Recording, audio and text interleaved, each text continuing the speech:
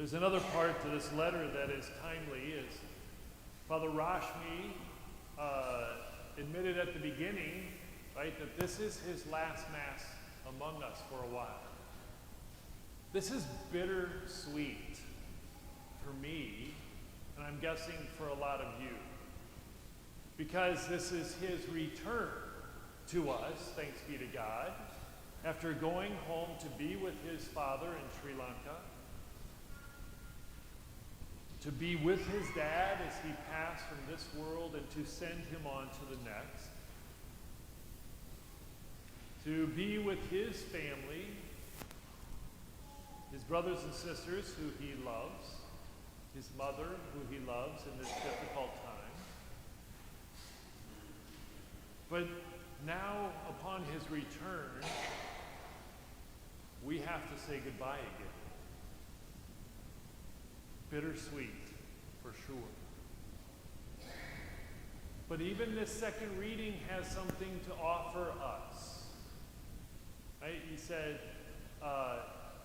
Paul, a prisoner for the Lord. That's what we're all called to be. To not just simply look at our own wants and desires, but to look at what the Lord has in store for us. And Rashmi is giving us that beautiful example. He is following the call of the Lord as it comes through the Jesuits, so imperfect as that is,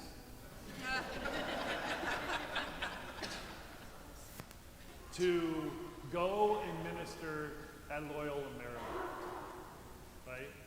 I think perfection would have been to stay at Creighton, but that's just me, okay?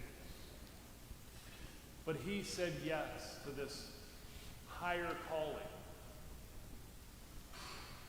Interestingly, as he went back to Sri Lanka, and he was scheduled to defend his doctorate. So he was here in Omaha at Creighton University working on a doctorate in interdisciplinary leadership. And it sounds like you had a pretty amazing director of this program, or what was that role that? Academic coach.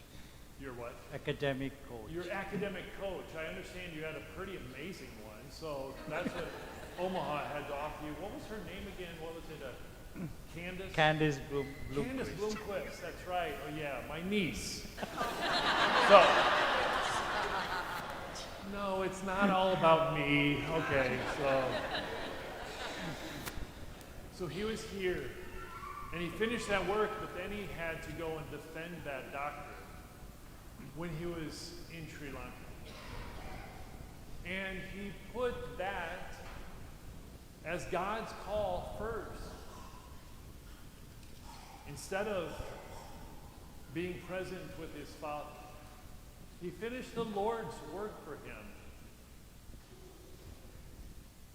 That's what that gospel message is about.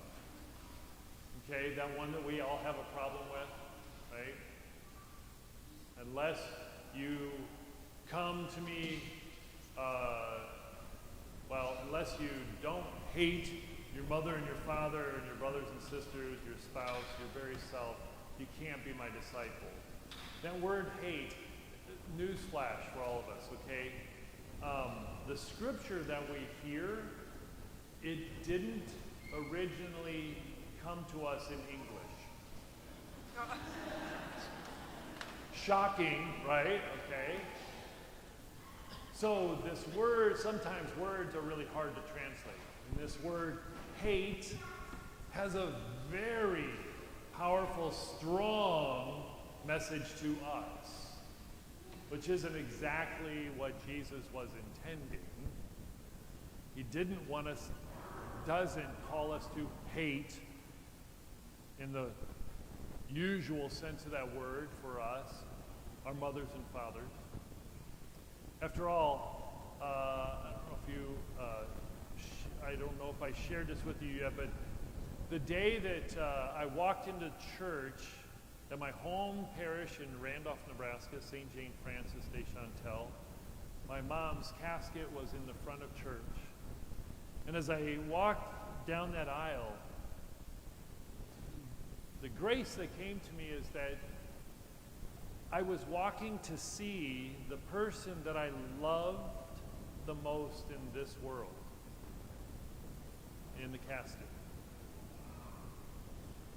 Yeah, I didn't hate her. Far from it. Okay? But what we are all called to is to recognize that we are called to first love God.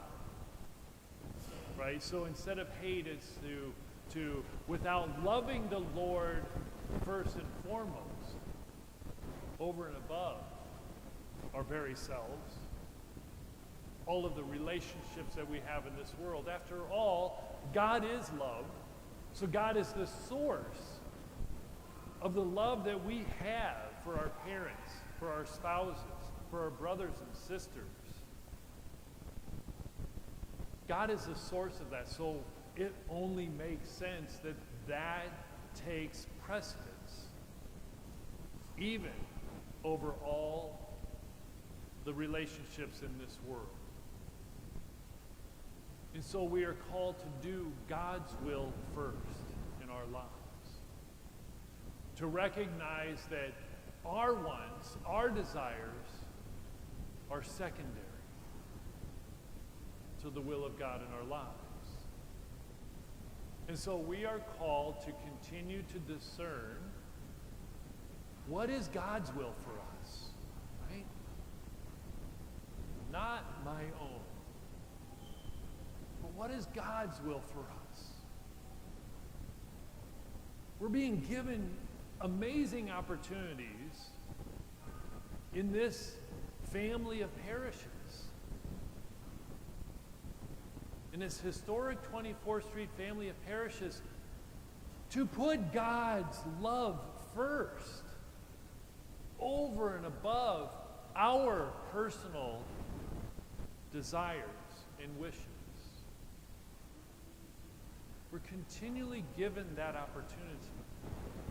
So I encourage all of us to look into our own lives and see, what am I still holding on to that is my desire? It's my wish. I know for myself, Rashmi fits into that category for me. I want to hold on to him.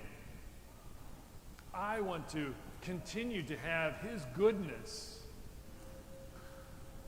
his example in our community, among us. That's my desire.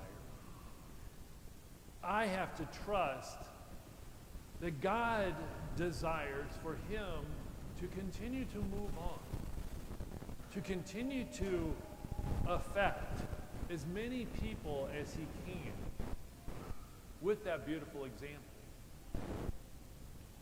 We have the opportunity to live on with that example that he has given us.